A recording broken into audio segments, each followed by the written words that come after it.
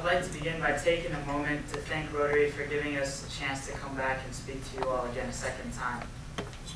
But I do have a confession to make. My confession is that the first time I looked at the speech prompt, I was perplexed. I wasn't quite sure what to make of the four-way test, and honestly, I was even a little annoyed at myself. Here I was, a leader in many student organizations who understand the value of volunteering and being a part of the community. But I certainly had no idea what the four-way test was, let alone where to apply it.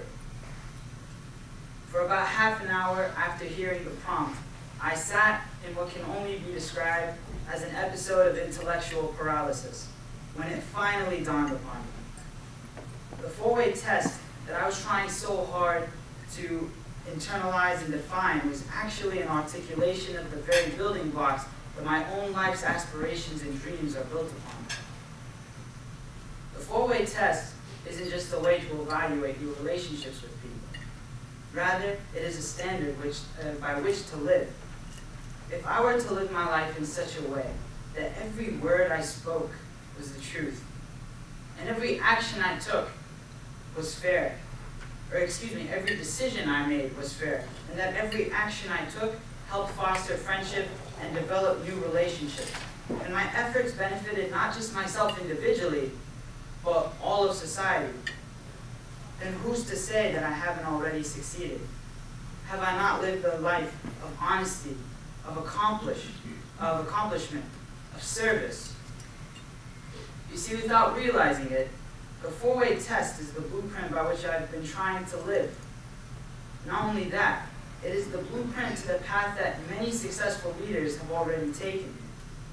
If we think back to just 31 days ago, when it was still February, a month in which we commemorated one of the greatest movements in the history of our great country.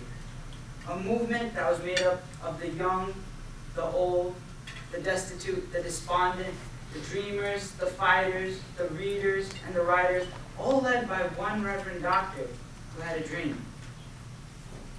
But what was it that set apart this shining star from other individuals and organizations who shared a similar desire for freedom? Dr. Martin Luther King Jr. captivated the hearts of people because he preached a message that reminded people of their fundamental humanity that resides in each and every one of us. He preached the belief that every person, man or woman, regardless of the color of their skin, is equal, a truth that we all now realize and promote. He preached that everyone should treat one another with love and compassion, even when the person you are trying to empathize with scorns you. By being compassionate, you ensure that you never become the very oppressor that you are trying to change. Instead, you instill fairness in all of your dealings, and acting fairly breeds goodwill.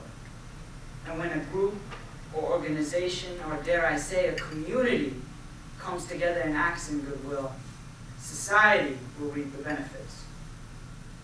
Without a doubt, Dr. Martin Luther King Jr. is amongst the most accomplished individuals of our time. Yet, in my humble opinion, the primary reason the dream of the King became a reality is because even as he incited civil activism, he remained actively civil. He led by example, so people followed him. I believe that if we abide by the guiding principles of the four-way test, we too will live lives of service and accomplishment. Finally, I leave you all with the words of the good doctor himself, who said, "An individual has not started living until he can rise above the narrow confines of his individualistic concerns to the broader concerns of all humanity." I hear the echoes of Dr. King's words laced within the four-way test, reminding me and each and every one of us that it's time we start living. Thank you.